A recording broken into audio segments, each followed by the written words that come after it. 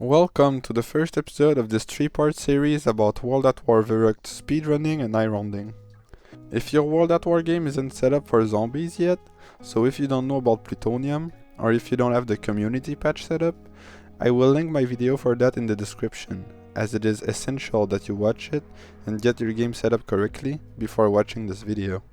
The first part of the series is going to be dedicated to the game mechanics of World at War Zombies, along with everything about 30 SR.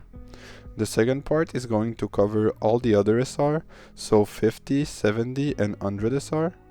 And the third and final part is going to be about iRounding on QR side. So without further ado, let's get into it. First thing first, something that is pretty much essential to run Verruckt is a trap timer, to know when the trap is done running and when it's gonna be ready again. The best timer for that in my opinion is LiveSplit. I will put the link to download it in the description. Once it's downloaded, you will open it up and it'll look something like this. You're going to right click on it and go to settings, and here you can set up the controls. You want to unbind everything by clicking on it and pressing escape, and then you'll choose a button to start the timer and a button that will reset the timer. Preferably you want to set those to mouse button. That's pretty much the only thing that can work for this. If you don't have button on your mouse, then it's gonna be much more complicated for you to run a trap timer. So the way this works is you want to start the timer at the same time that you activate the trap. So the trap will run for 25 seconds and then it'll take 25 seconds to recharge. So when the timer shows 25, you know the trap will stop. And when the timer shows 50 seconds, then you know the trap's gonna be ready again, and then you can reset it before starting it again when you activate the trap again. Now that that's out of the way, the first section is going to be about game mechanics. So drops, drop cycle, keeping track of your cycle, points threshold, round end times, grabbing. So if you're already familiar with these things, you can skip to the timestamp in the description. There are 4 drops on Verruckt: nuke, insta-kill, max ammo, and double points. The most useful ones for speedruns are nukes and insta-kills, although max ammos are essential too, and double points can be useful. Drops may seem to be dropping randomly, but they follow a cycle that you can track to know what's coming. Tracking this cycle is very useful for speedruns, so here's how it works. So every drop has to drop once to end the cycle for a new one to start. For example, if I get an insta and then a max, the next drop has to be either a nuke or a double point. It can't be otherwise until I get both a nuke and a double point to end this cycle, so the new one will begin. So following that logic, it will be impossible to get, for example, an insta, a double point, and then another insta, right? Well, not exactly. That's where tracking your cycle becomes useful. This situation is possible if this insta kill was the last drop in the cycle, so a new cycle began with the double points, and then you got an insta-kill in the new cycle. Or if the cycle ended with the double point and the new one began with insta-kill. So to be able to track your cycle, you gotta start tracking your drops at the very beginning of the game. It's possible to start tracking your cycle again if you lose track during the game, if you get 2 of the same drops back to back, cause you know the only way that's possible is if the cycle ended with that drop and the new one began with it. Alright, now let's talk about points threshold. So basically, after making a set amount of points, your next zombie kill is guaranteed to give you a drop, and this number increases exponentially. I don't know the exact numbers, but if the first drop is after, let's say, 1000 points earned, well, you can use that to your advantage by not letting any zombies inside the windows until it's most convenient, so you will get a drop at a convenient time. It's also important to note that the points for the next drop will only start counting after you get the first one. Something that is essential for speedruns on World at War is to know your round end times. Round end times are at what time in the round will the zombies be all spawned in the map. That is most valuable information for nukes, so you can take the nuke as early as possible when the zombies finish spawning. I will leave a spreadsheet in the description that tells the round end times for every map on World at War from round 1 to 29. One last thing I wanted to talk about before getting into 30SR is grabbing. Grabbing is something that is only on World at War, where the zombies collision with the player is a bit buggy, which gives the impression of sticky zombies. We call that grabbing. Here's an example.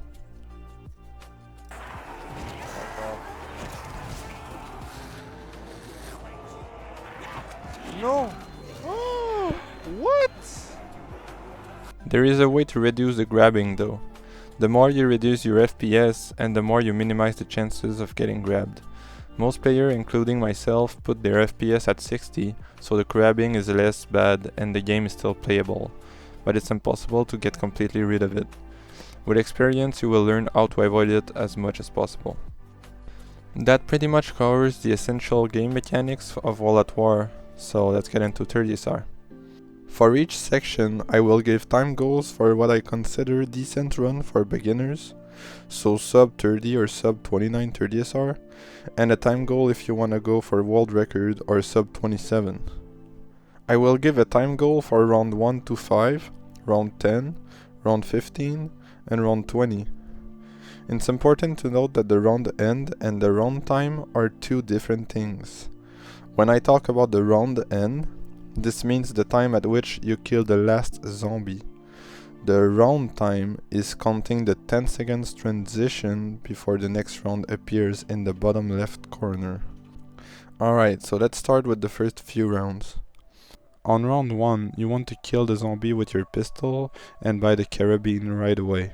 You can kill a zombie with 3 headshots with the pistol, or a few more shots if you miss some, but the important thing is landing the last shot in the head so that you get 100 points for the kill to buy the carabine right away. Depending on your time goals, this is where you're going to restart a lot. Reason being, there is only 6 zombies on round 1 and 2.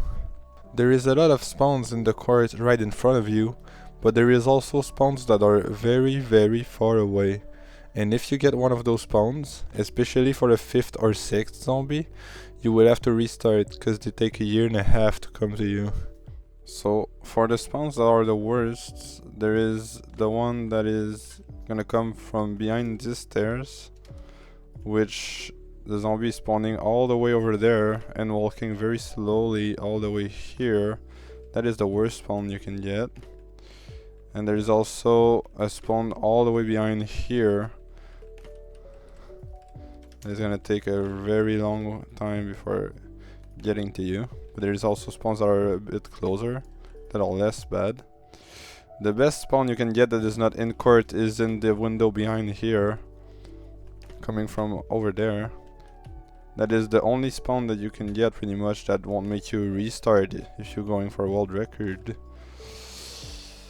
Other than that, there is zombies coming from there and from the big door over there as well.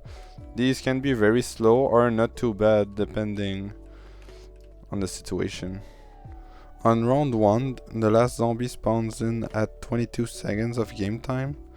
Your time goal for decent round 1, you should aim for a sub 50 seconds round end, and for a world record you should aim at a sub 30 second round end, or a restart for perfect spawns, meaning restarting until you get all 6 spawn in court right in front of you. Round 2 is very similar to round 1.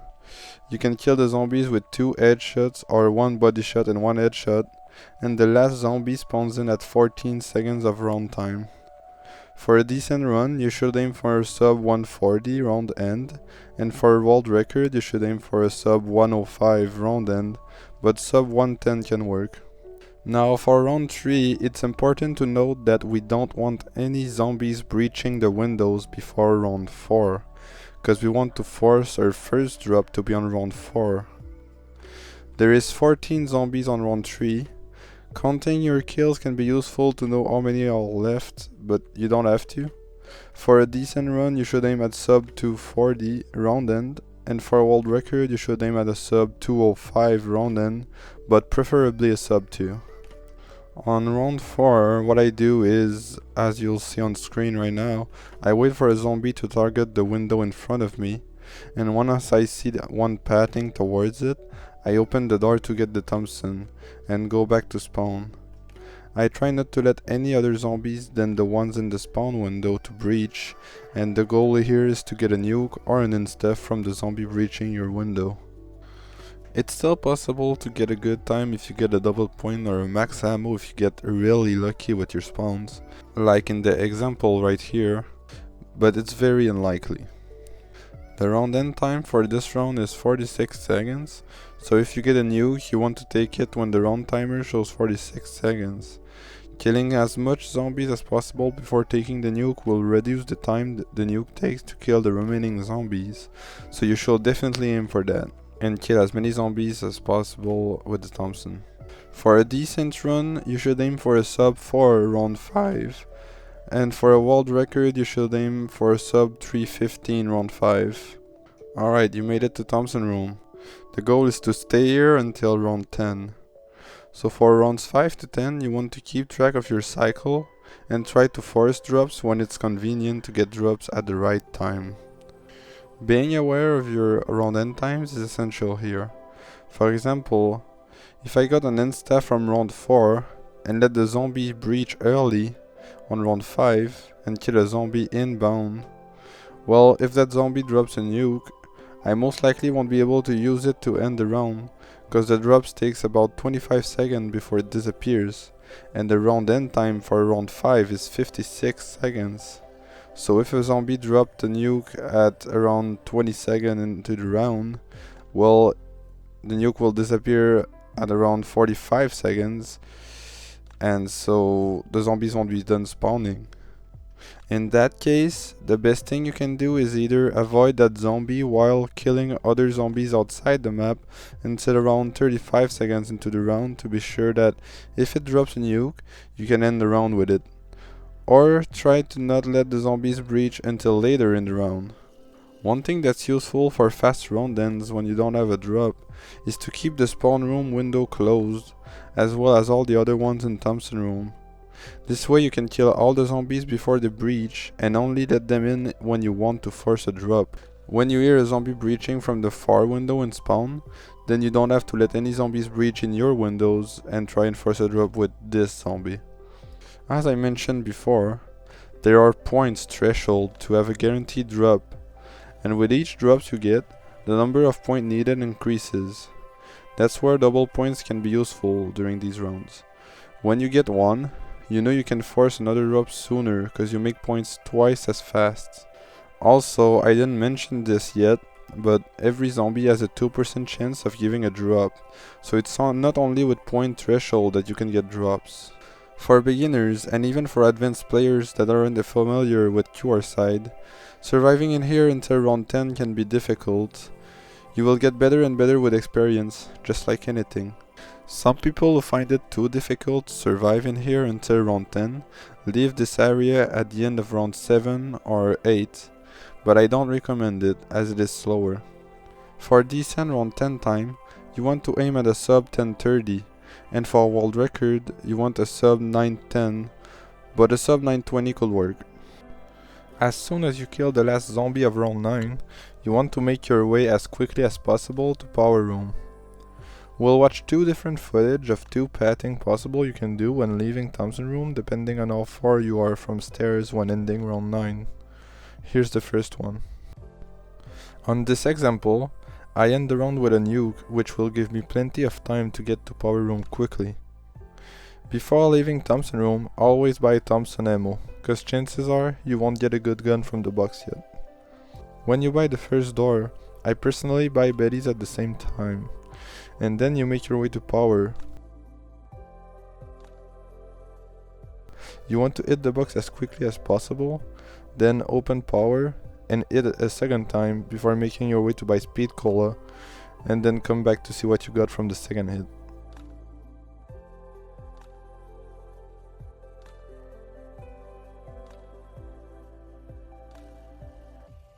Now, in the second example, You'll see I'm ending the round far away from the stairs, so it'll take more time for me to get to power room.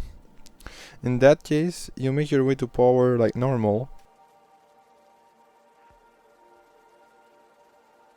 and when you get to power, you open the power right away, hit the box, and go by speed cola right away, and come back to do a second hit. This is a safer way that ensures you won't get blocked by zombies when you go by speed cola.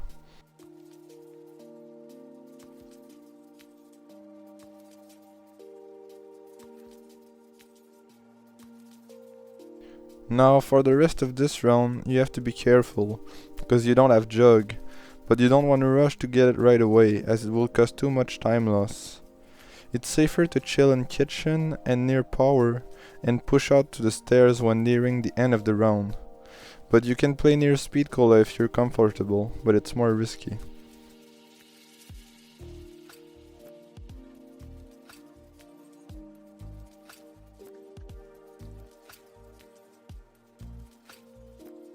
The last zombies of the round will often come from these stairs, so it's good to look out this window to end the round quickly. After ending this round near the stairs, you're gonna go by jug as quickly as possible, and you should be able to get back upstairs before the zombies block your way. Worst case scenario is you're gonna meet a few zombies in the stairs, but it's no big deal, you can just kill them.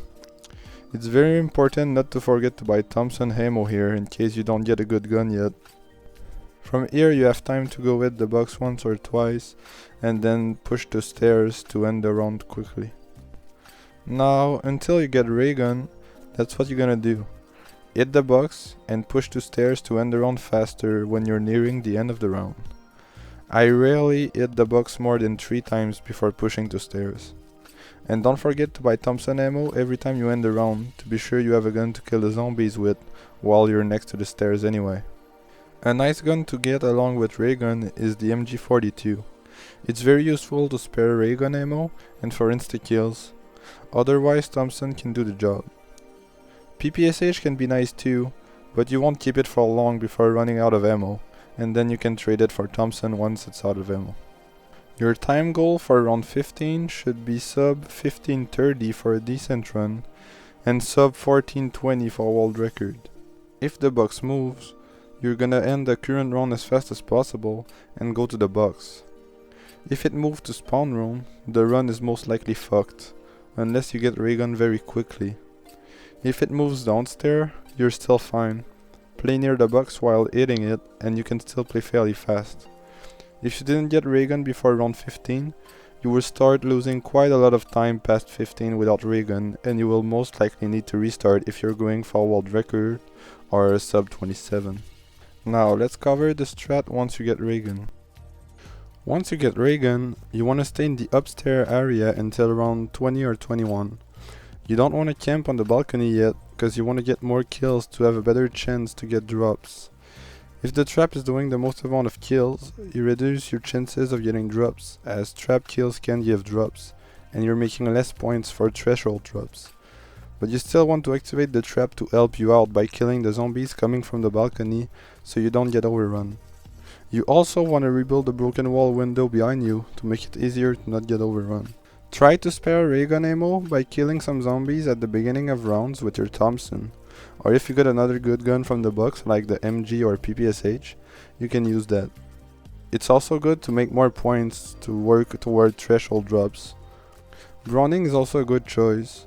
I personally don't like the gun, but if I get it, I'll still use it.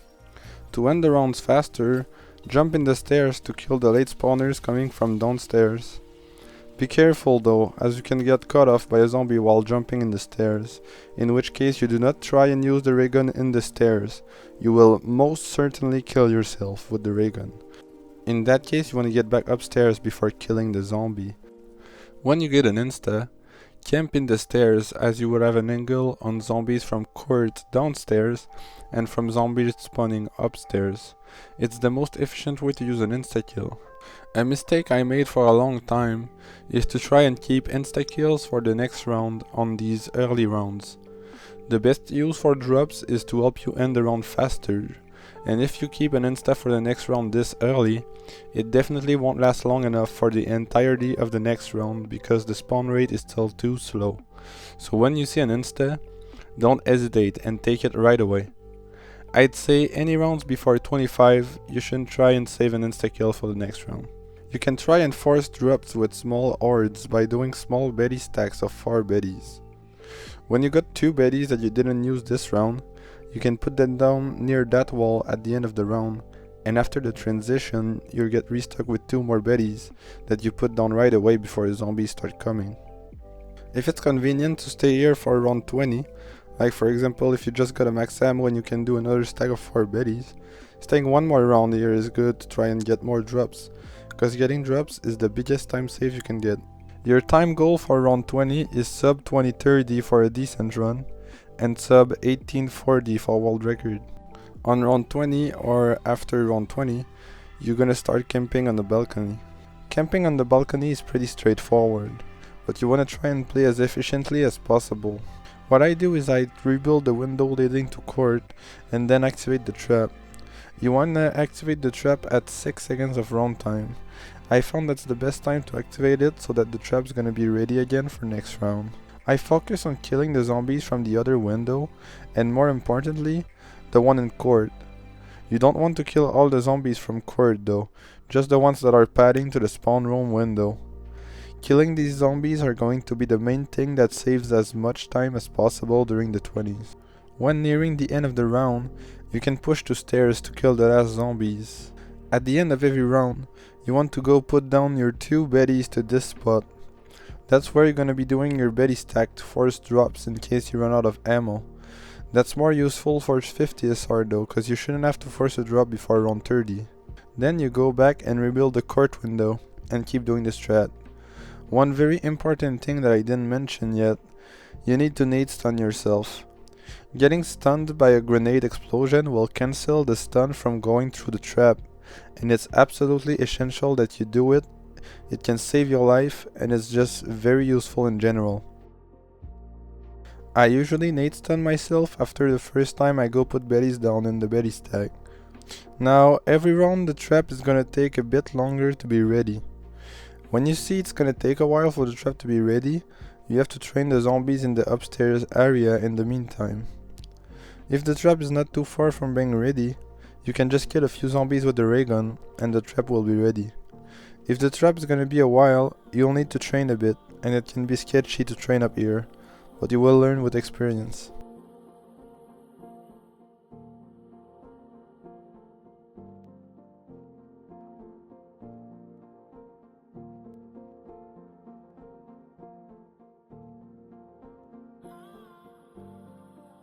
That's it for my video about 30 SR. I tried to make it as accurate and complete as possible, but I can't put everything in a video. A lot of things are situational and you have to learn from experience. Another very good way to learn is to watch good player gameplay. I will link a Twitch collection of all my sub 27 30 SR and Crops Farmer world record in the description, so that you have a lot of gameplay to learn from. When watching someone play, it's good to try and understand why he takes certain decisions. That way you can comprehend how to play certain situations better. Thank you for watching the first part of the series. It was a lot of work and I hope you enjoyed it.